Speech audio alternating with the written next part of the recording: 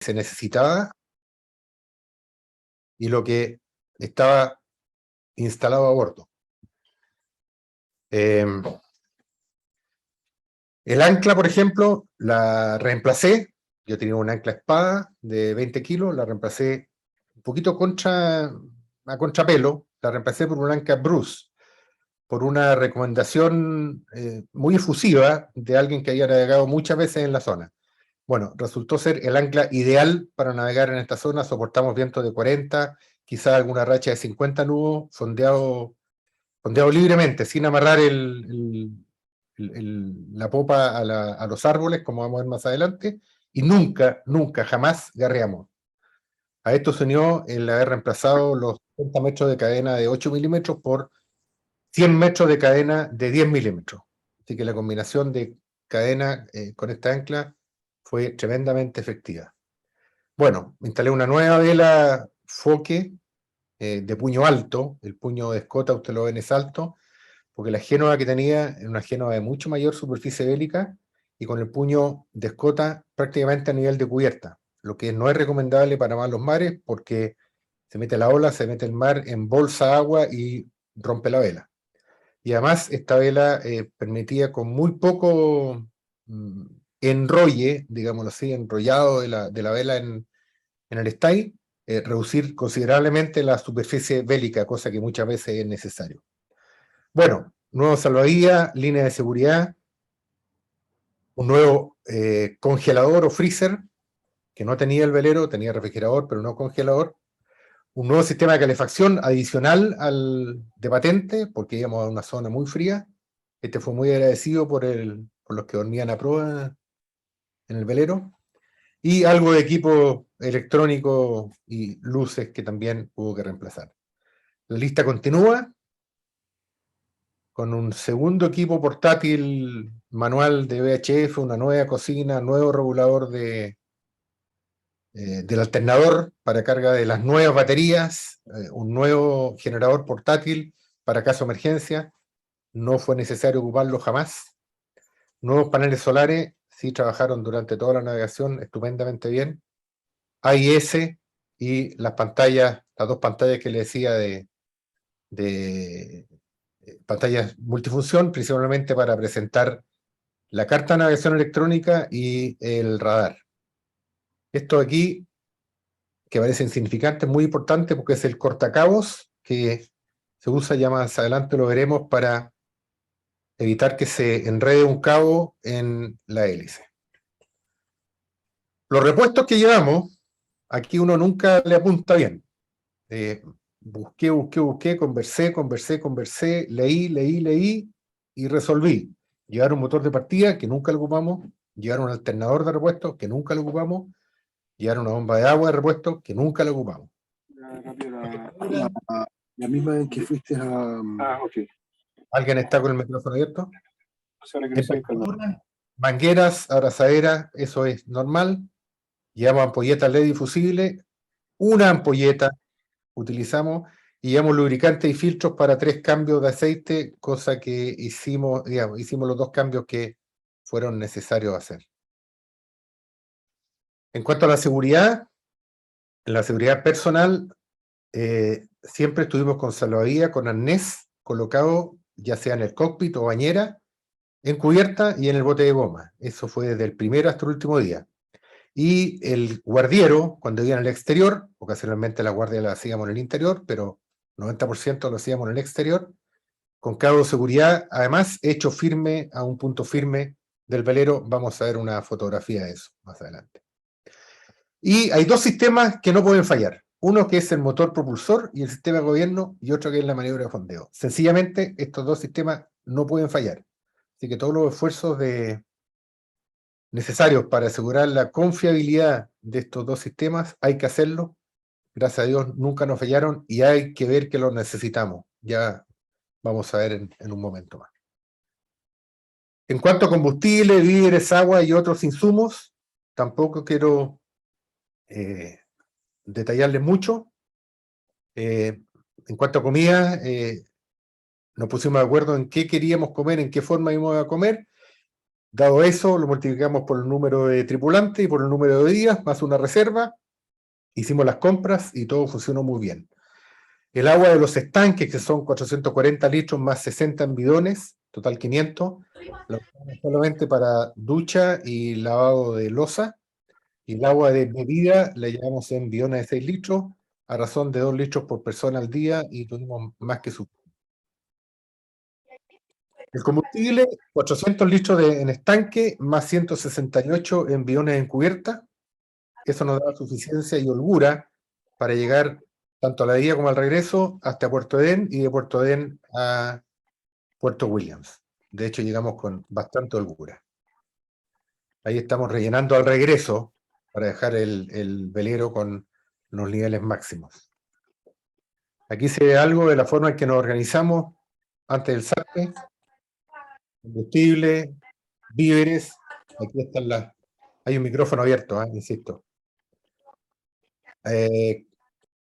Una de las compras de supermercado no fueron todas estas. Las verduras que iban al aire libre, el combustible que terminó muy bien afirmado por Francisco Guzmán en cubierta, al punto de que nunca, con el más fuerte de los temporales y las olas barriendo la cubierta, nunca perdimos, ni siquiera se nos soltó un bidón de combustible. Aquí ordenando el pañol de maniobras, cabullería, ancla de respeto, etcétera. La misma foto anterior, rellenando combustible. Y, como decía la transparencia anterior, la comarca también provee. Estando en una caleta columbina, se nos acercó sin aviso una lancha centollera, que estaba recogiendo centolla, con el único propósito de regalarnos centolla. Y créanme que fue algo muy bueno. ¿Cuáles fueron nuestras actividades diarias? Y esto no fue un programa impuesto, ni siquiera lo acordamos previamente, sino que se nos fue dando a medida que avanzaba la navegación. Y llegamos a un acuerdo de que, casi tácito, pero desayunábamos a más tardar a las 7, 7 y media, a más tardar, zarpábamos entre 7:30 y 8, era raro que estuviéramos zarpando después de las 8 de la mañana. Siempre navegamos solamente de día, por varias consideraciones. Hacíamos guardia en general de 3 horas, 3 horas que ajustábamos. Si la navegación era muy corta, la ajustábamos a 2 horas y media, incluso a veces a 2 horas, de manera de repartir el tiempo en la mar entre los 3 o entre los 2. En cuanto a alimentación, después del desayuno reforzado venía un buen sándwich a mediodía, para lo cual nos aseguramos de tener buenos ingredientes y hacer una especie de sana competencia entre quien hacía el mejor sándwich y quien recibía más felicitaciones por el buen sándwich a mediodía. La recalada al puerto Caleta Elegido entre las 14 y las 17 horas, a veces un poco más tarde, navegando un promedio de 8,5 horas diarias. Estas 8,5 horas de repente eran 10 o 11, de repente eran 5 o 6, pero un promedio de 8,5. Hacíamos el fondeo y amarre. En buen número de las caletas nos amarrábamos a los árboles, maniobra que inicialmente, fondeo y amarre a los árboles, nos tomaba 40 minutos, luego 30, 20, creo que al final lo hacíamos en 15 minutos, incluso con solamente 2 a bordo. Después de eso teníamos tiempo libre, ocasional bajada a tierra.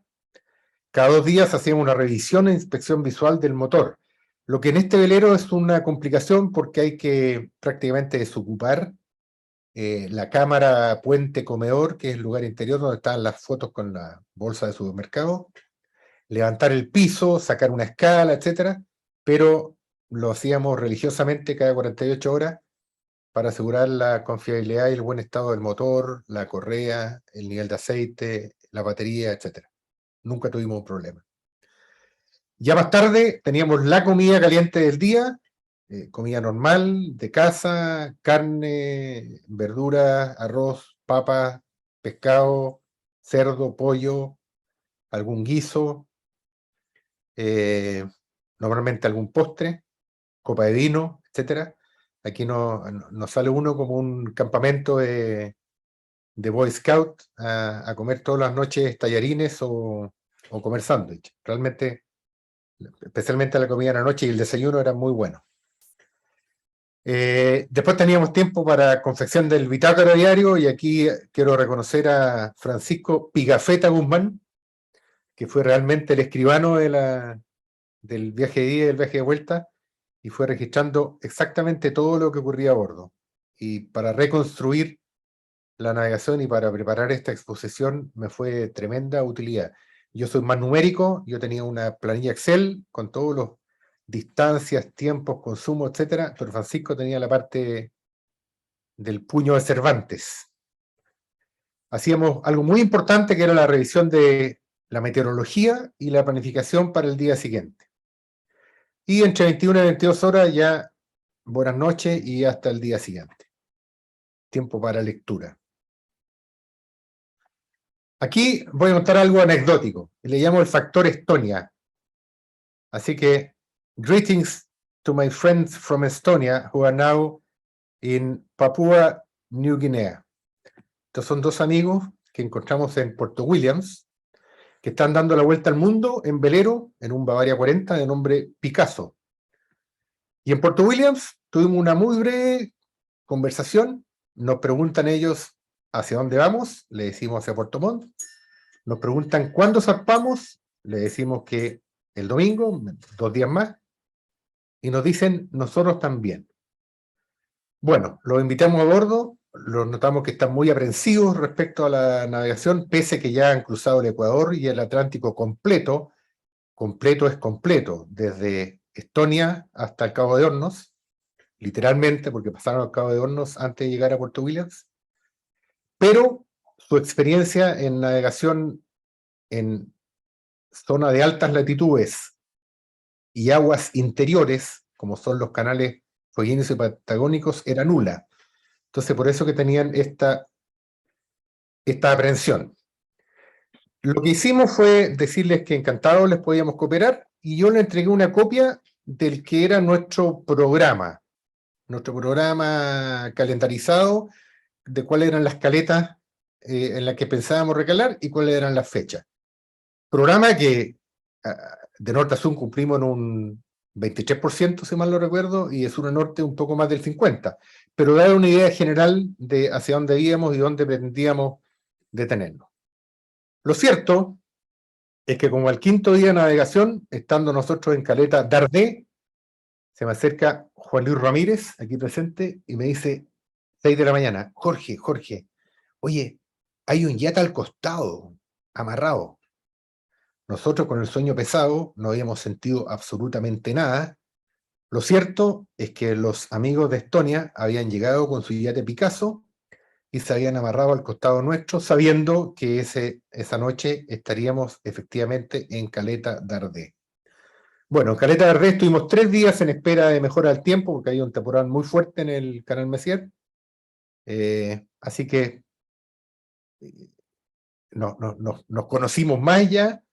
Encontramos que en una pareja, diría, encantadora, cooperadora, y con quienes fue muy fácil lo que va a ser una convivencia durante prácticamente 25 días.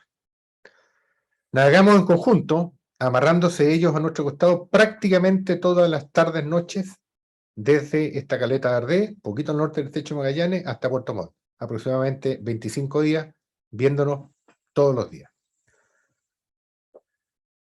Ahí estamos, en la foto a la izquierda, a bordo del Mischief, haciendo la diaria reunión de planificación para el día siguiente, y puntualmente en este instante estamos mostrando las fotos familiares. Ellos nos mostraron sus fotos familiares y nosotros les mostramos nuestras fotos familiares como una manera de conocernos más. En la foto que está en la parte derecha arriba, estamos en un restaurante en Tortel.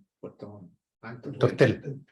En Caleta Tortel, ya con varios días de navegación en conjunto arriba, y aquí al lado derecho están ellos dos posando en Puyuhuapi. Ella, que era la capitana, muy estudiosa de la geografía, se conocía las guías italiana, británica, al menos también como nosotros. nos desafiaba, de repente nos preguntaba, bueno, ¿y por qué eliges esta caleta para mañana?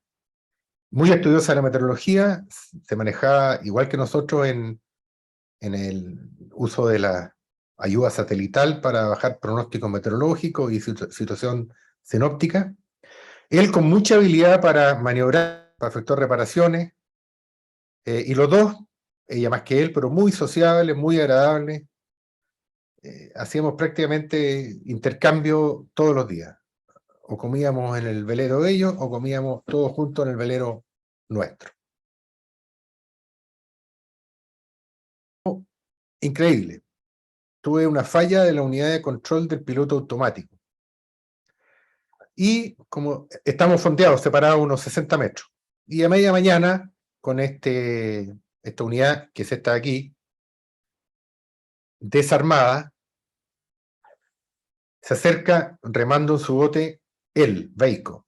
Y nos dice, ¿qué les pasa? Mira, tenemos una falla en esta unidad y la estuve desarmando yo y tiene corrosión al interior, le entró agua durante 23 años que tiene el velero ya y creemos que no tiene solución. Ah, bueno, se tomó una cerveza con nosotros, se subió de vuelta a su bote y a los 10 minutos regresó con una unidad idéntica metida dentro de una bolsa plástica. Jorge, te presto esta. Bueno, era una unidad que él traía de repuesto, que obviamente no lo estaba ocupando. Nos demoramos 10 minutos en conectarla, 15 minutos en salir a la mar, probarla, y recuperamos el piloto automático. Esto fue realmente increíble, paradójico, y confirma esta situación win-win de haber navegado en conjunto con estos amigos de Estonia. En Puerto Montt nos tocó celebrar el cumpleaños de ella, y después ya nosotros nos venimos al norte, ellos siguieron en Puerto Montt, después en Valdivia, en contacto, apoyándolo en lo que fue necesario, mientras se mantuvieron en agua chilena. Hoy ya están en Nueva Guinea. Algunos al inicio de esta conferencia posiblemente me vieron conversando con ellos, y próximamente zarpan hacia el Índico para regresar a Estonia, en el sentido de la navegación que están haciendo. Desde la isla Pascua me mandaron de regalo ahora la misma unidad que yo había utilizado, que se la devolví en Puerto Montt, puesto que ellos, por alguna razón, hicieron cambio de su sistema de piloto automático y esta unidad les quedó redundante. Tuvieron la gentileza de enviármela de regalo en la isla Pascua, y yo tuve la suerte que un avión de la Armada estaba justamente esa semana, así que 2 días después de que ellos llegaron a la isla Pascua, yo tenía esta unidad en mi casa aquí en Viña del Mar. Ustedes me hubieran preguntado a priori, ¿querrías navegar con un velero acoplado a tu lado durante 25 días? Yo gentilmente le hubiera dicho, no, muchas gracias. Esto no fue planificado, se dio así, y realmente fue un plus enorme a nuestra navegación. Las maniobras características. Esta es una situación estándar de todos los días. Fondear el velero, amarrar la popa a los árboles, afirmar bien, tesar las amarras, tesar la cadena y pasar una noche tranquila. ¿Cómo se hace la maniobra? ¿O cómo la hacíamos nosotros? Invariablemente de esta manera. Nos aproximamos y aproximadamente a unos 110 metros del fondo de la caleta, en unos 14, 10 metros de profundidad, fondeábamos el ancla, continuaba avanzando, viraba el yate. Al terminar de virar el yate ya estaba en el agua el bote de goma, ahí, con el tripulante adicional en la fase norte a sur, Francisco Guzmán, quien llevaba las amarras, el chicote de la amarra hacia tierra, el rollo con la amarra permanecía dentro de una bolsa en cubierta mía, yo le iba mollando para entregarle con facilidad. Francisco amarraba a un árbol, siempre coordinábamos qué banda quería amarrarme primero, obviamente dependiendo de viento y corriente reinante. Luego él regresaba, pasaba una segunda amarra y ya teníamos el velero con 3 puntos de apoyo. Finalmente lo llevábamos hasta una posición en que teníamos unos 2 o 3 metros de profundidad bajo la quilla, es decir, unos 4 metros de agua, para lo cual el tripulante hacía un sondaje con un sondador portátil electrónico. Eso me aseguraba cuánta agua tenía yo. Uno ve el fondo, pero uno no sabe exactamente en qué profundidad está. Eso nos dejaba tranquilo y, si era necesario, pasábamos un par de amarras más.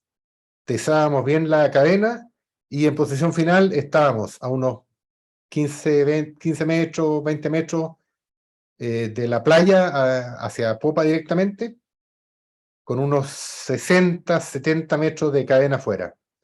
Bien tesas las amarras, bien tesa la cadena, y al velero no lo mueve nadie.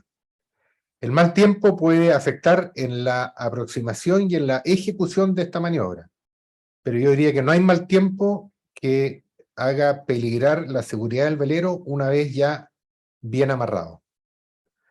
Esta es una foto que gentilmente me han permitido usar hoy día Josefina Bazán, de sailingpatagoniachile.cl.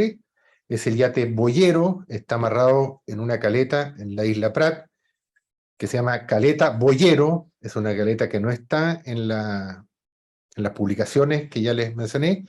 Y aquí vemos que ellos están amarrados con 5 líneas de amarre, y asumo que también están fondeados con su cadena y su ancla, aunque en la fotografía no se ve. Entonces, esta es la posición ideal en que uno queda para pasar una noche tranquila. Algo muy importante al elegir la caleta es ver cómo son los árboles. Cuando hay frondosidad y árboles verticales, como está aquí, es un indicativo clarísimo de que el viento ahí no entra. Puede haber 50 nudos fuera de la caleta, pero en esa caleta quizá va a haber una racha de 15, 20, y más que eso no va a pasar. Los árboles así lo acusan. Cuando uno va llegando a una caleta y los árboles están tumbados, peinados hacia un lado, con poca frondosidad, claramente el viento penetra y no es una buena caleta para amarrarse. Así que nuevamente gracias a Josefina por prestarme esta foto, que es muy, muy indicadora, muy clara para mostrar la forma en que nos amarramos. Algunas caletas, más que caletas, parecen acequias por lo angostas y someras que son, poca profundidad. Aquí estamos en una caleta que me atrevería a decir que es colibrí, sí. Puede ser caleta colibrí, muy cerca de costa, se ve ahí por la banda de babor, muy angosta, pero bueno, ahí se ve que las amarras están bastante tesas, el yate en buena posición. De hecho, el día siguiente de esta foto, en la mañana, tuvimos un viento fuerte que entró por la popa y el velero no se movió un metro.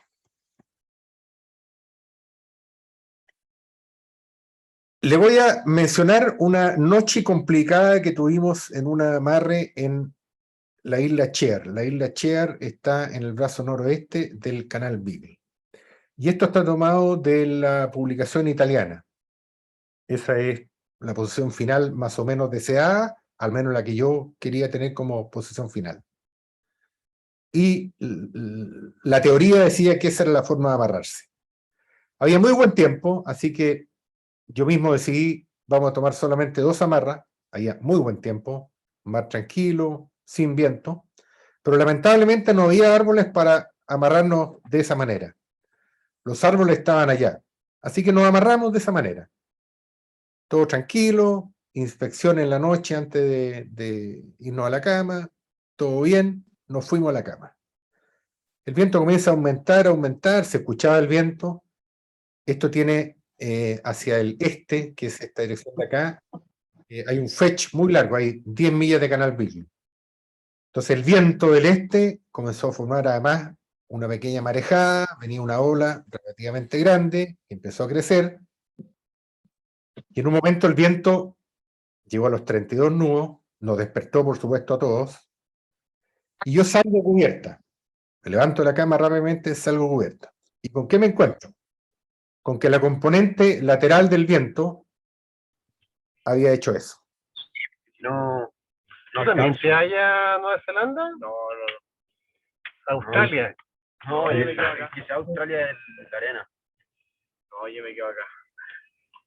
Hay ¿Tú no micrófono, dirías allí? Yo sí, feliz, pero yo creo que cuando ya esté en la U. hay un micrófono abierto, los que hablan de Australia, por favor.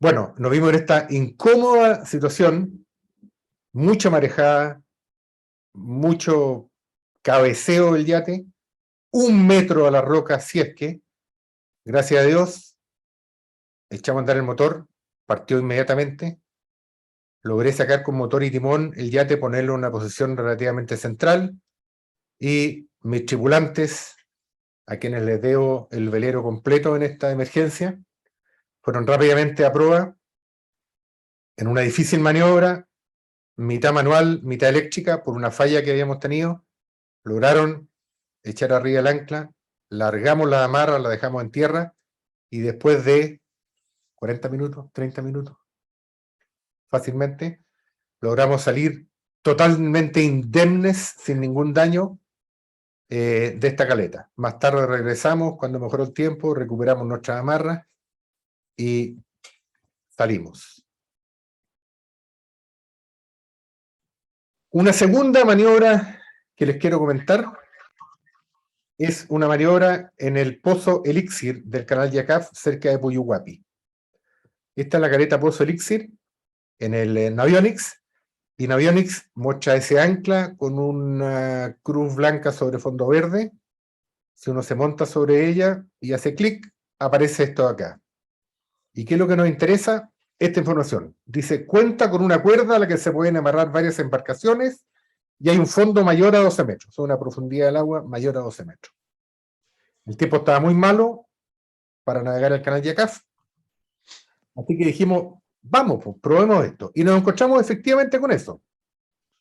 Nosotros aproximando, aquí está la caleta, y aquí una cuerda que pasaba de lado a lado, de unas 3 pulgadas aproximadamente, de polipropileno, flotando en el agua, muy bien afirmada a sendos árboles, al este y al oeste. Así que aproximamos,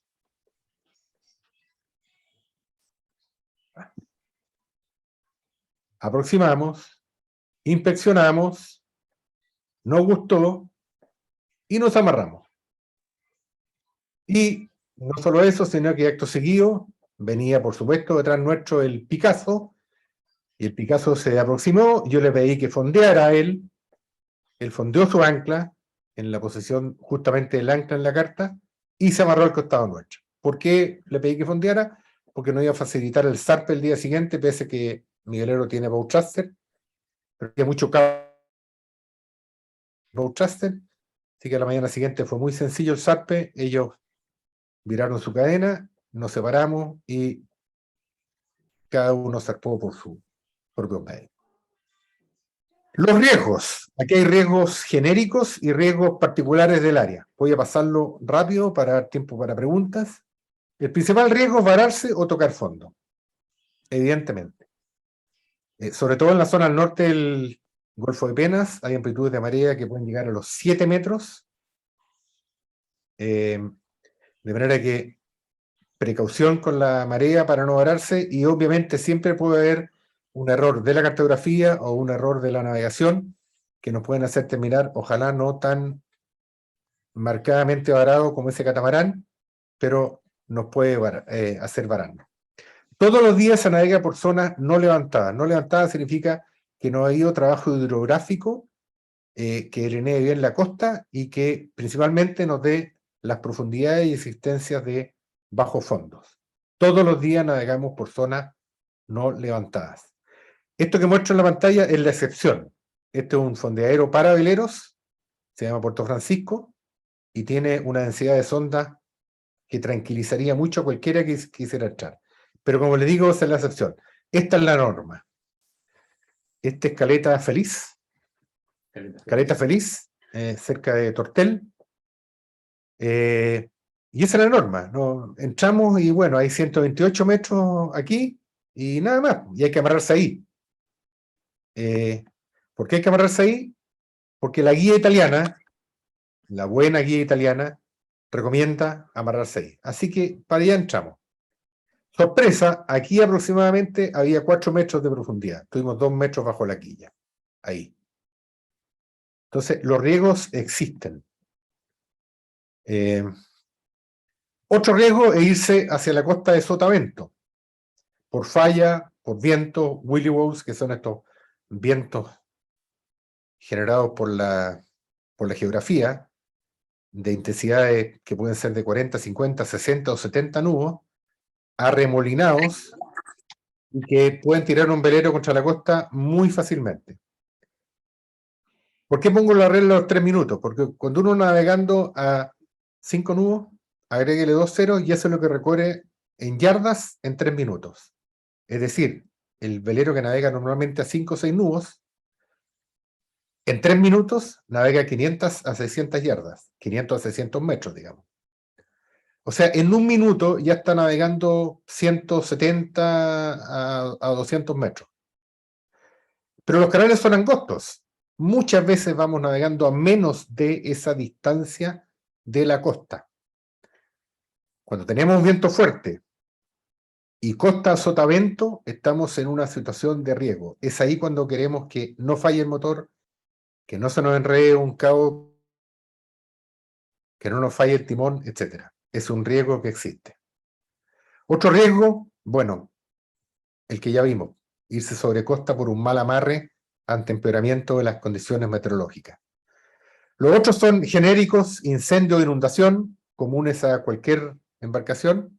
Esa foto la tomé yo del incendio del velero Cóndor en la Marina del Sur hace unos 4 o 5 años atrás. Los incendios derriten los veleros cuando son de fibra. Las inundaciones lentas, producto de la falla corte de una válvula, de una cañería o de la prensa estopa del eje, hunden a los yates aún en buen tiempo, y las averías por golpe contra una roca pueden existir. Son riesgos con los que hay que convivir y hay que estar preparado para ello. Otro es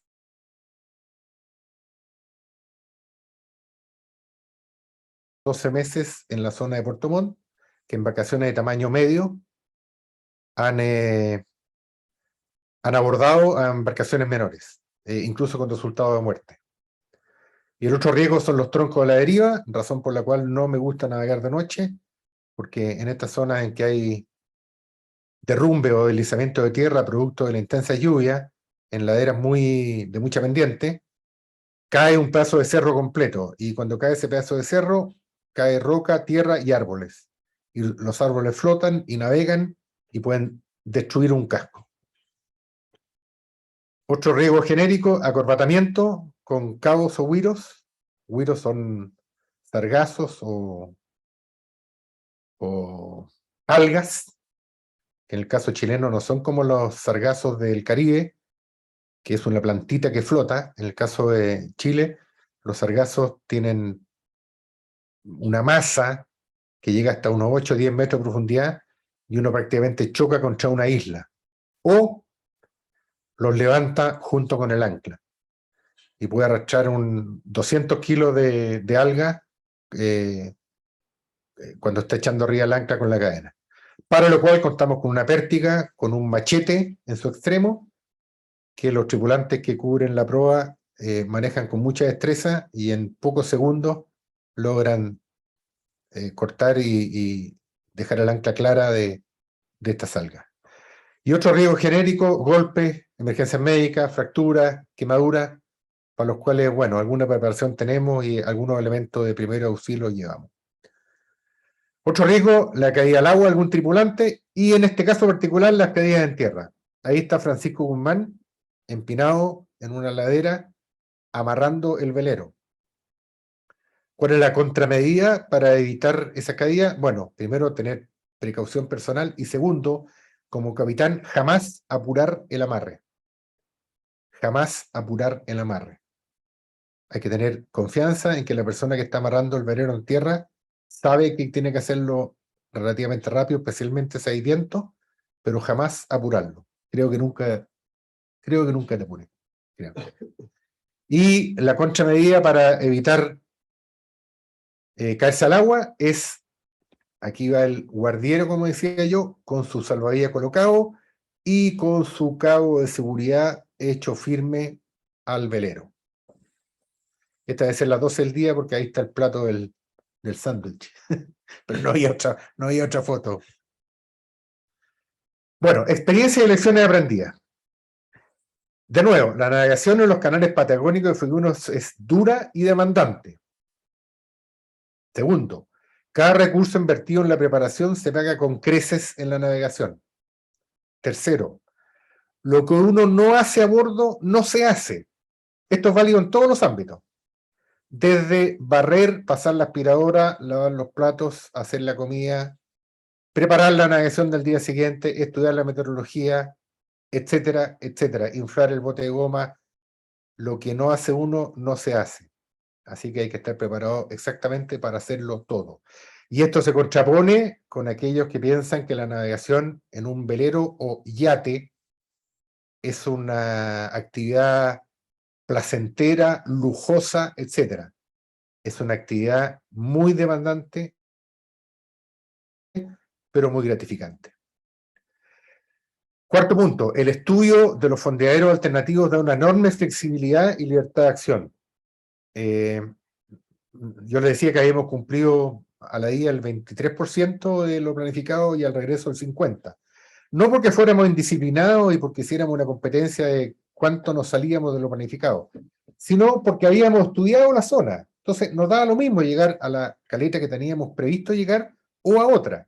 Y cada vez que surgía algún factor nuevo que nos hiciera conveniente pensar en cambiar de la caleta planificada a una caleta distinta, lo hacíamos porque habíamos estudiado los fondeaderos y áreas en general en los alrededores.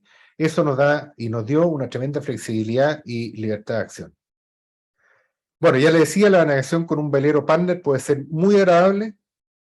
Estuvimos 67 días navegando en mares peligrosos, sin daño alguno, ni a las personas ni al velero. Y la cantidad de lugares de fondeo probados y descritos en la guía o derrotero permite una exploración ilimitada. Es decir, me faltarían años de vida para explorarlos en su totalidad. Sin embargo, los medios para poder hacer en cuanto a ayudas están. Reitero que aquí no hay glamour, no hay lujo, no hay ostentación, sí hay austeridad, cansancio, frío, riesgo y disciplina, pero mucha satisfacción. Tuvimos una difícil y riesgosa aproximación a costa en la península de Taitao sobre una caleta llamada Caleta Cliff, desde el océano, con muy mal tiempo, con una carta muy mal levantada, con las coordenadas desplazadas respecto a la carta electrónica.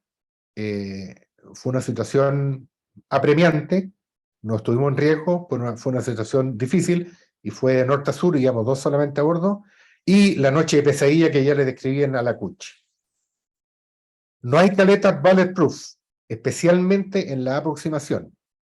Yo me atrevo a decir que si hay caletas bulletproof una vez que uno está amarrado. En la caleta Sabaúda, inmediatamente al norte de la costura inglesa,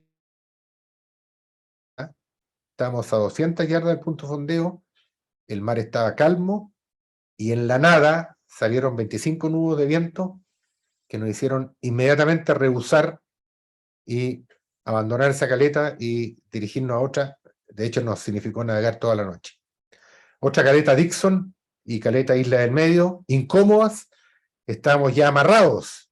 Nos miramos la cara y nos dijimos, aquí no. Así que después de estar amarrados, salimos a otra caleta.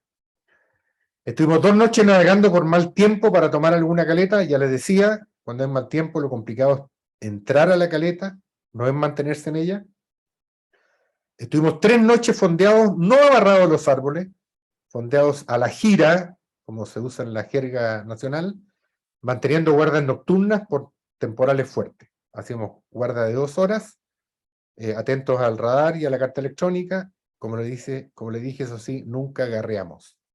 Y tuvimos 3 esperas de 3 días cada uno por temporales para esperar mejor tiempo para cruzar el Golfo de Penas o para navegar un canal relativamente complicado. Bueno, aquí está el plan de viaje. El plan de viaje no se los voy a detallar.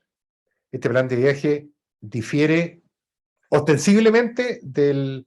Perdón, este no es el plan de viaje. Este es lo realmente efectuado. Difiere ostensiblemente de lo previamente planificado. Yo le decía que soy numérico. Aquí está la hora exacta de zarpe, de recalada, horas en la mar, combustible consumido, etcétera, etcétera, lo que nos permitía saber exactamente cuántos remanentes teníamos de combustible, de agua, de horas de motor, en tanto a la ida como al regreso. ¿Qué podemos rescatar? Que al regreso hicimos una velocidad en promedio de 5,59 nudos, lo que contrasta con los 6,17 que fueron de norte a sur. Esto porque los vientos prevalecientes son del norte y se hace mucho más lento el regreso de sur a norte. Navegamos 1.404 millas al regreso, 128 millas en la ida y el regreso. Y tuvimos 251 horas en la mar al regreso y prácticamente lo mismo a la ida. Total 500 horas de navegación, gastamos 805 litros multiplicado por 2, porque esta es solamente el regreso, 1.600 litros de combustible. Tuvimos fallas, ya les decía, obligado a usar una combinación manual eléctrica para echar arriba el ancla. La falla de control de piloto automático, que el Picasso no solucionó. Nos falló un micrófono del equipo interior de VHF, teníamos un micrófono exterior que nos salvó y teníamos los portátiles. Nos falló un display de velocidad y profundidad, que lo reparamos rápidamente, y la luz de posición que la cambiamos en Puerto Williams. Y antes de despedirme, una sugerencia: los que vayan a Puerto Williams, visiten la escuela de vela del Centro de Deportes Náuticos de Puerto Williams.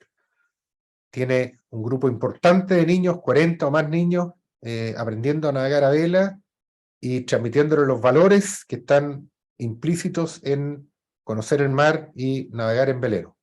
Así que un saludo ahí a Jazmín, a Lalo y a Roberto del Sedena Puerto Williams. Ahí está el resumen en cifras, lo mismo que ya habíamos conversado: 5.423 kilómetros de navegación entre la ida y el regreso, sin accidente. Y agradecimiento a mis tripulantes, Francisco Guzmán y Juan Luis Ramírez, que están presentes acá, a nuestro contacto en tierra, Gonzalo Villalón, que no lo había mencionado, pero que siempre es bueno tener un contacto en tierra, que nos va mirando el problema desde lejos, nos va ayudando con la meteorología sin estar inmerso en el escenario directamente, lo hace con más tranquilidad, sentado en su casa, pero con la experiencia de ser un capitán de velero igual que nosotros. A Anneli y Veiko, los amigos de Estonia, que nos hicieron pasar un tiempo tan alcaldía de mar, que fueron muy gentiles siempre con nosotros. Y ahí está la votación despidiéndose. En Bahía Dorita, Puyuhuapi. Y con esto, Pablo Miller, he terminado. Sé que me pasé en el tiempo, pero bueno, lo Muy lamento. bien, muchas gracias, Almirante, por esta extraordinaria, entretenida y muy útil conferencia, sobre todo para los que están pensando en hacerla. Así que yo les voy a pedir, por favor, a los que tengan preguntas, si pueden levantar la mano a través de la aplicación, ahí donde dicen participante, ustedes pueden levantar la mano y así le damos la palabra. Vamos a partir aquí por Rodrigo Gumucio. Rodrigo, adelante, por favor. Perfecto. ¿Qué tal, Jorge? Oye, felicitaciones, muy, muy buena, interesante, entretenida la experiencia. Y todos los que queremos hacer esa ruta, pucha, es súper interesante. Primera pregunta: ¿será posible tener copia de esto para que todos mis tripulantes se puedan leer esa experiencia, ese recuerdo, esos datos? Copia de la exposición. Pablo la puede contestar porque ellas la graban, ¿no es cierto, Pablo? Sí, la tenemos grabada, así que encantado, se las mando después. Súper. Lo otro sería, ¿qué tipo de ecosonda tenías? ¿Tenías una ecosonda vertical o inclinada?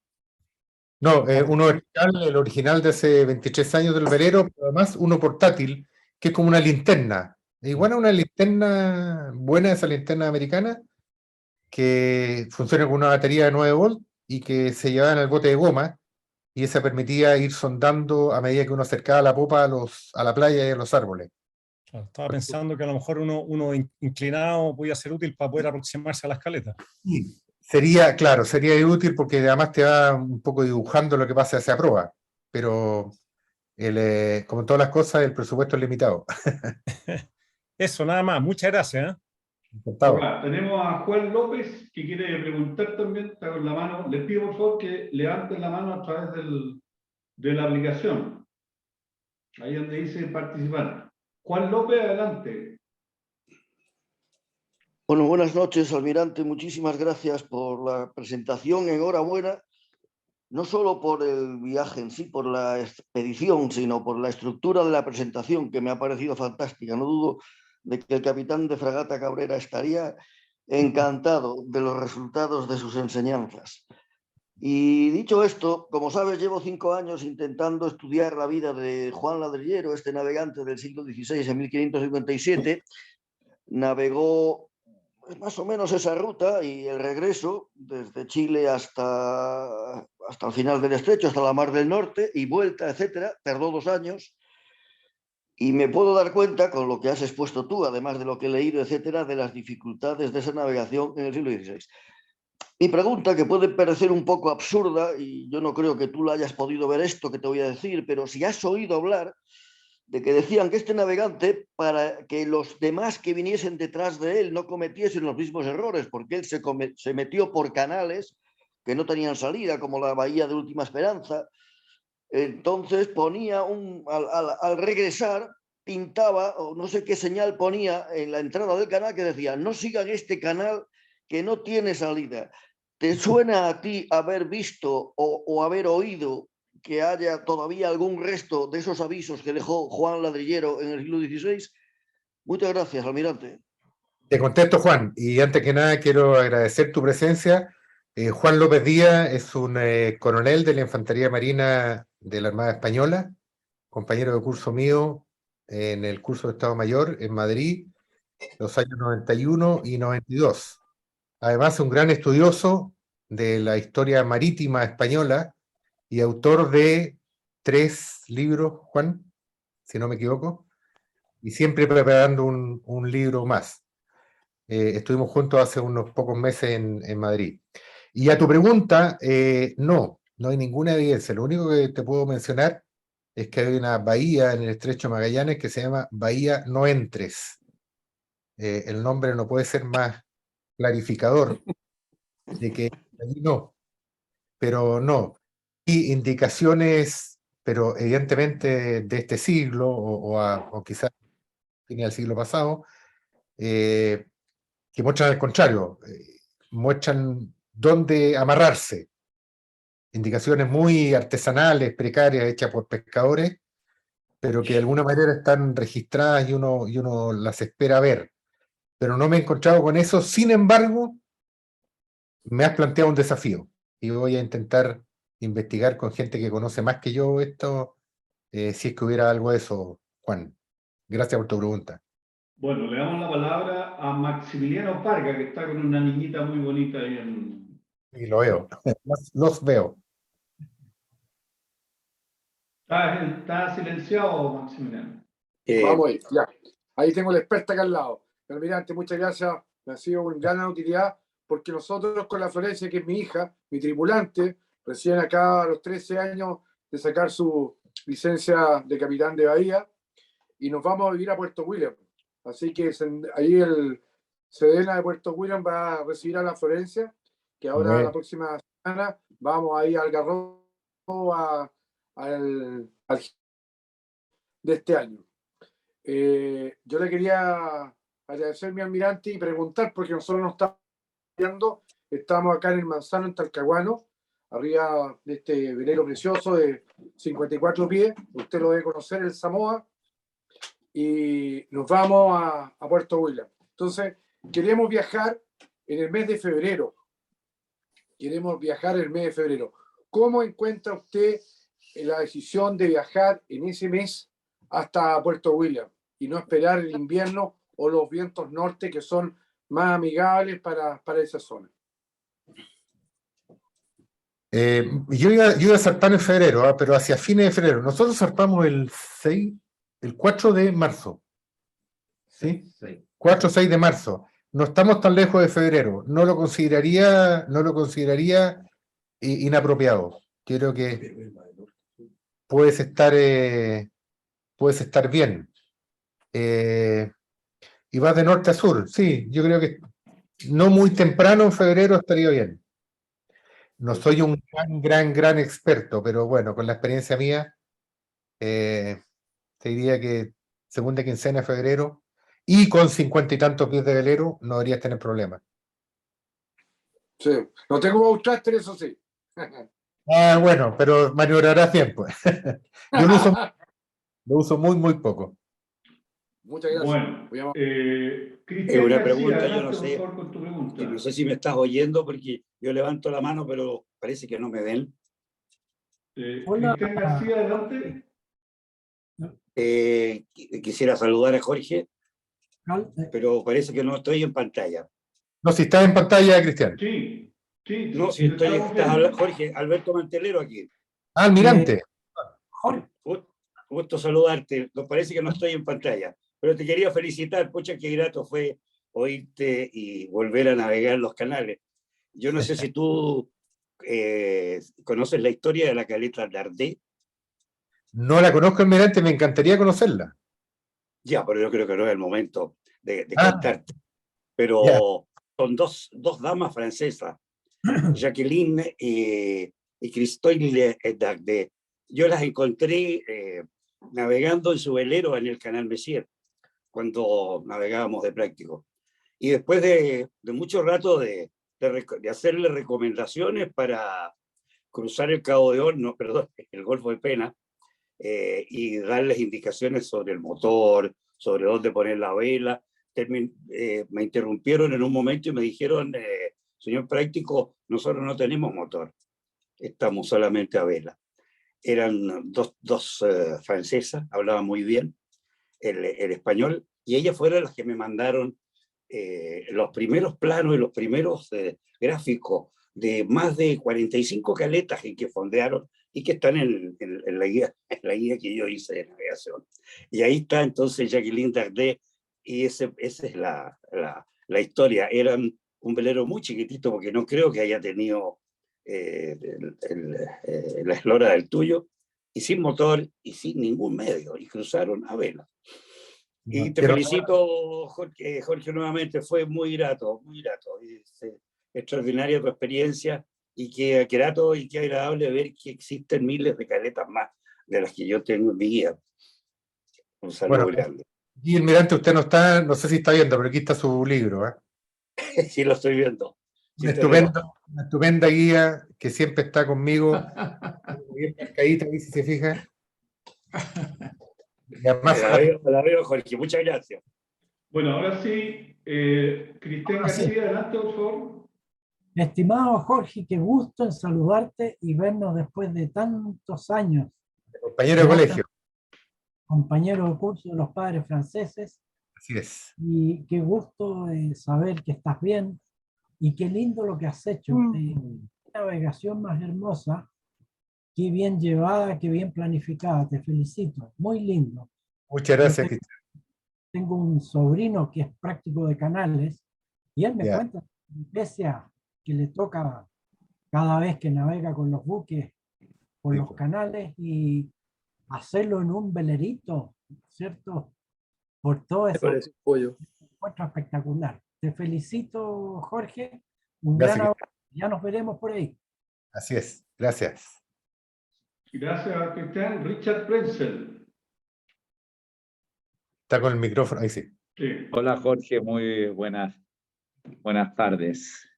Soy socio de la cofradía, amante de la navegación y con muchas ganas de irme a navegar hacia el sur. Tengo mi puerto ahí en el canal Caicaén, en Calbuco. Oye, te escuché que no tuviste necesidad o sea, con las baterías y las placas solares te anduvieron bastante bien. La consulta es cuántos amperes tienes en batería ¿Y qué capacidad tienen las placas solares y cuánto te cargaban diariamente? Porque en esa latitud es bastante bajo. Mira, tengo 550 amperios hora de batería, baterías nuevas, que les podía sacar bastante rendimiento. Muy rara vez bajaba la batería del 80-76%. O sea, mi consumo nunca fue mayor del 20-24% de la batería. Tengo dos paneles chicos de 100 watts, y la radiación solar es mucho más generosa que lo que uno pensaría en esta latitud. Donde más lo sufrimos, entre comillas, fue en Caleta Cliff. Estuvimos 3 días en Caleta Cliff, esperando a tiempo para cruzar el Golfo de Penas. Nunca pusimos motor en servicio para cargar baterías con el motor alternador. Nunca puse el generador auxiliar, nunca lo saqué de su pañol, el generador auxiliar en toda la navegación, el generador a benzina, y con los paneles solares me sostuve perfectamente bien, con calefacción a la hora de acostarse, con uso de luces absolutamente normal, así que sí, totalmente suficiente. Ya, ¿y los paneles están conectados en paralelo? Los paneles están conectados en paralelo, sí. Sí. Ya, súper. Muchas gracias. ¿Perdón? Y no tengo sombra sobre los paneles, tengo los paneles ubicados de una forma tal que no tengo sombra, así que es muy difícil que algo me tape. Súper, muchas gracias. Chao, Richard. Aquí hay algunas preguntas por el chat. Dice, ¿cuál fue el porcentaje de navegación a vela? Pregunta Roberto Lenis Drapela, navegante también. Compañero curso de especialidad. Muy bajo, y esa es la tónica. Es la tónica porque en los canales el viento o viene directamente por la proa o directamente por la popa. No existen los vientos otra vez en los canales, porque la geografía canaliza el viento. Se diría, claro, un ancho canal para ir haciendo bordadas, pero estamos navegando canales angostos. Y en el sentido contrario, el viento por la popa también es lo más cómodo que hay para navegar. Nuevamente y virando por redondo. En resumen, se navega muy...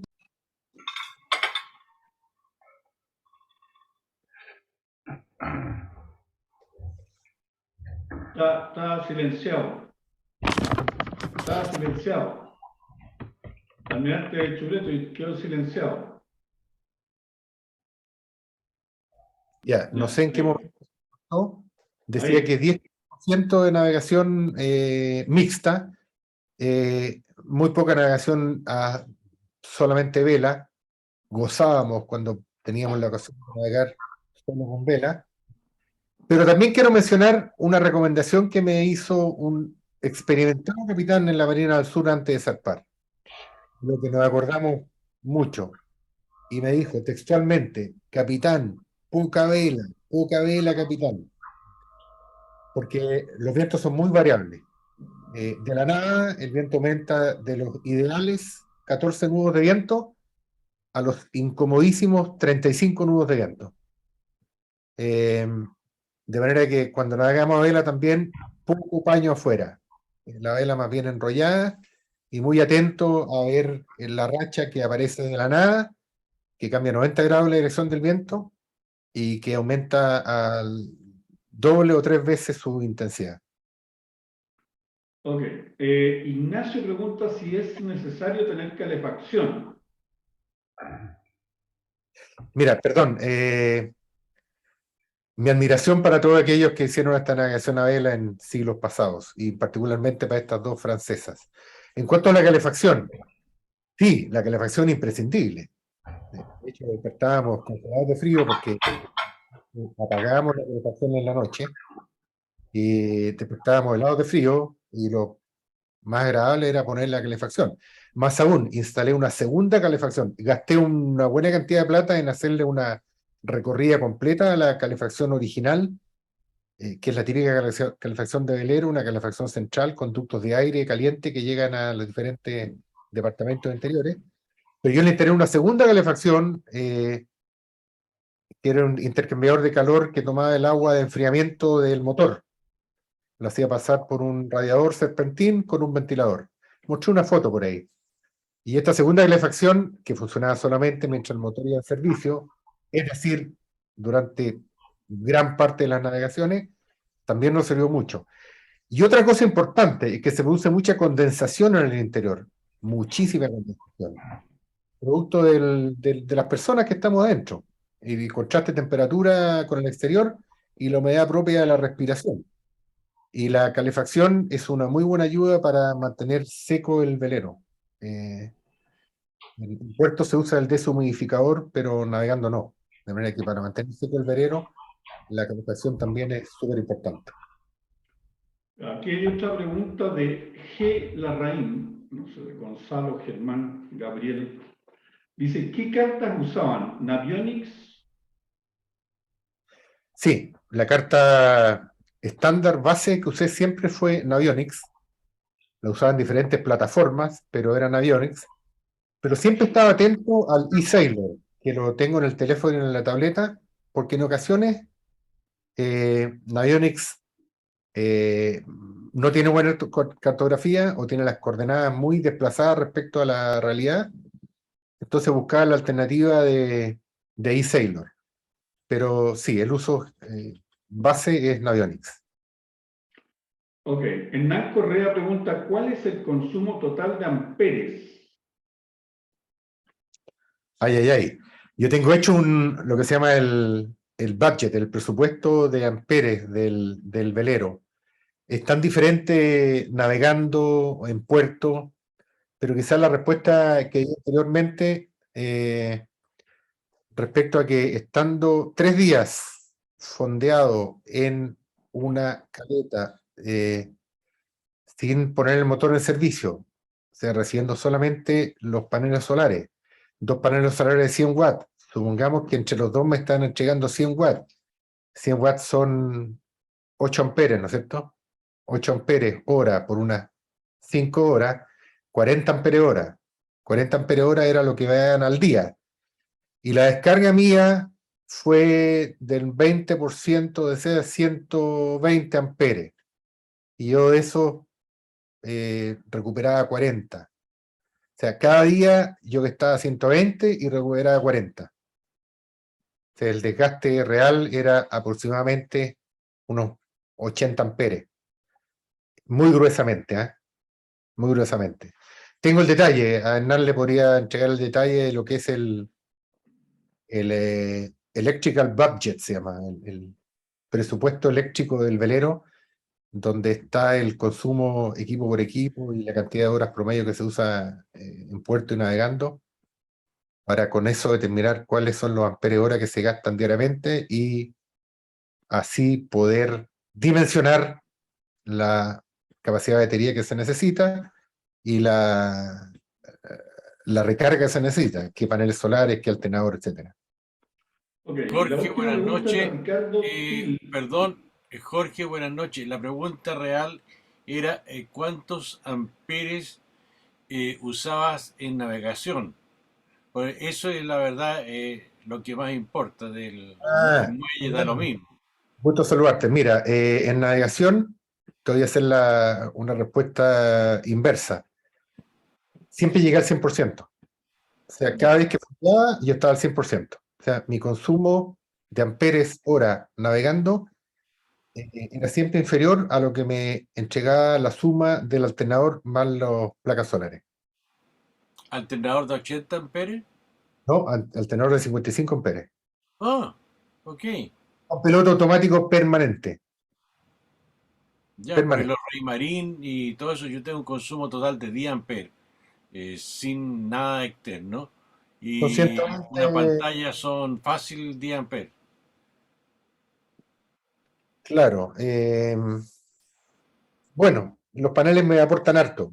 No sé, o a lo mejor ahorro en otras cosas, o en mis pantallas. Mis pantallas yo creo que no son grandes consumidoras, ¿eh? No tengo calculado, pero deben ser 3, porque 10 amperes es mucho. Pero bueno, lo puedo ver, ¿ah? Tengo el detalle por ahí en alguna planilla. No, pero muy buen dato los paneles solares. Y eso fue para mí una sorpresa. También había descartado el poner paneles solares por la baja radiación en esta zona. Pero como para pensarlo, lo conversamos. Muchas Vale. gracias, muy amable. Felicitaciones de nuevo. Ya, y la última pregunta es de Ricardo Til. ¿Cómo recibía el meteo? ¿Cómo recibí el meteo? Con una aplicación que se llama Offshore, que es de Predict Wind, y que está asociada al sistema Iridium Go. Hay un joint venture ahí entre Iridium y Predict Wind. Entonces, esta aplicación es muy amigable con el equipo de comunicaciones satelitales Iridium. Ello permite un poquito de luz aquí. Entonces, ¿qué es lo que baja uno? Uno baja algo muy parecido al Windy. Muy parecido al Windy, pero con mucho más detalle y con mucho más selectividad en cuanto a área. Y baja, no sé, hasta 5 fuentes distintas de meteorología. Entonces uno tiene un poco que jugársela, ir viendo cuál es la que más se va cumpliendo a lo largo del tiempo para diferentes áreas. Y es muy sencillo, en el fondo es muy parecido al Windy, el resultado final. Y con un muy buen grado de acierto. Se gastan minutos de tiempo de satélite que hay que pagarlo, pero merece la pena sin duda. Y además, el mismo equipo de satélite permite comunicaciones de texto y de email para, bueno, cualquier requerimiento, emergencia que hubiera. Y por supuesto que yo registrado los email y teléfonos de todos los centros de búsqueda y rescate de la Dirección del Territorio Marítimo a lo largo de la ruta que estoy navegando. Nunca fue necesario contactarlos, pero sí la posición diaria que se las mando yo por el Spot Messenger. Ahí sí que le mando la posición siempre al MRCC Chile, aquí en Valparaíso, y a todos los centros de rescate, búsqueda y rescate regionales en la ruta. Ok, y don Hernán Martínez parece que quería decir algo que sería ya lo último para ir terminando. Sí. Hola, espero que me estén escuchando. Fuerte y claro. Don Jorge, primero que nada, felicitarlo por su extraordinaria exposición y lo grato que ha sido volver a navegar junto a usted la ruta, porque curiosamente usted y yo andábamos en la misma época en los mismos canales.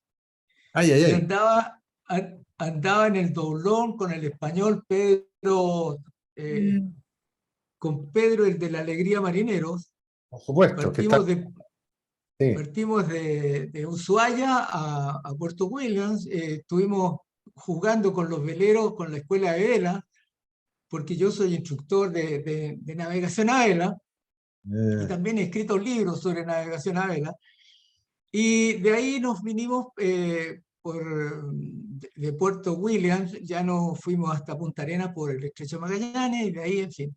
Pero la misión notable que teníamos en este viaje que participé era rescatar un yate que había sido construido por Archie, no me acuerdo exactamente el apellido, que era un velero de madera extraordinario hecho con maderas de Canadá, con un ciprés amarillo que aguanta todo. Y ese barco ahí estaba en Puerto Edén. Y era una joya como construcción de madera. Este Colin Archer es el mismo que construyó el barco con el cual el señor Nansen, que era un noruego, quiso conquistar el Golfo, es decir, el Polo Norte.